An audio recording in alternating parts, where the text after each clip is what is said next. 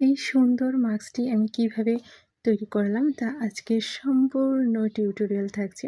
যদিও ভিডিওটা অনেক বড় হয়ে যাবে, এজন্য অনেক স্পিডে দিয়েছি। তো এখানে প্রথমে এক টুকরো কাপড় নেবেন এবং আপনার ব্যবহার করা একটা মাস্ক এর উপরে দিবেন। দেওয়ার পরে এই যে একটু মার্ক করে নেবেন। তারপর মার্ক করা জায়গায় একটু সুন্দর করে ফুল আর্ট করে নিলাম। এবার আমি ফুলটা সুন্দর করে করব। আমি এখানে 2 গুণ সুতা দিয়ে সাটিন স্টিচ করে ফুলটা করেছি এবং ফুলের মাঝে আমি খুবই সুন্দর করে ফ্রেঞ্চ নটে দিয়ে নিয়েছি। ফ্রেঞ্চ নটটা দিলে ফুলের লুকটাই অনেক সুন্দর লাগে। আর ফ্রেঞ্চ নটে দেওয়ার জন্য আমি 2 বার সুচের সাথে পেঁচিয়ে নিচের দিকে নিয়ে নিচ্ছি, এটাই ফ্রেঞ্চ নট। তো এই যে আমার কমপ্লিট হয়ে গেছে ফুলটা। এবার আমি একটু ডালের কাজটা করব। জলপাই কালার সুতা দিয়ে এখানে আমি ডাল সেলাইটা করে নিচ্ছি। তো এই যে দেখেন আমার সম্পূর্ণ ফুল করাটা কমপ্লিট হয়ে গেল।